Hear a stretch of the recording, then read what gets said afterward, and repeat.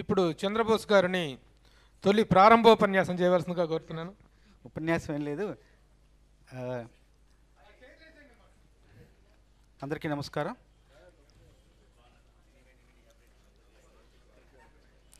సృజనాత్మకత, ఆత్మీయత కలగలిసిన మా దర్శకులు కృష్ణారెడ్డి గారికి మనస్ఫూర్తిగా జన్మదిన శుభాకాంక్షలు. అందరూ దర్శకులే, అందరూ నా అభివృద్ధిని కాంక్షించిన వాళ్ళే, నా శ్రేయస్సు కోసం నాకు అవకాశాలు ఇచ్చి ప్రోత్సహించిన వాళ్ళే. అందులో కృష్ణారెడ్డి గారు మాత్రం నాకు దైవ సమానులు, దైవంతో సమానం. మా కుటుంబానికి ఎంతో ఆత్మీయులు, మా కుటుంబంలో ఒక పెద్ద లాంటి వారు. అట్లాగే నేను రాసిన సినిమాల్లో నా మొదటి సినిమా అంటే మొత్తం సింగిల్ కార్డ్ మొత్తం పాటలు రాసే అవకాశం కృష్ణారెడ్డి గారి పెళ్లిపెట్టెల సినిమా కోసం అవకాశం ఇచ్చారు.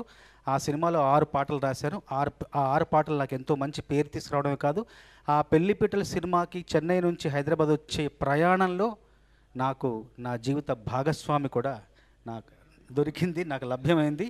ఆ జీవిత భాగస్వామి ప్రేమతో, ఆ జీవిత భాగస్వామి మమకారంతో నేను ఈరోజు ఎన్నో మెట్లెక్కగలిగాను. దానికి కారణం పెళ్లిపెట్టెల సినిమా, దానికి కారణం కృష్ణారెడ్డి గారు, అచ్చిరెడ్డి గారు.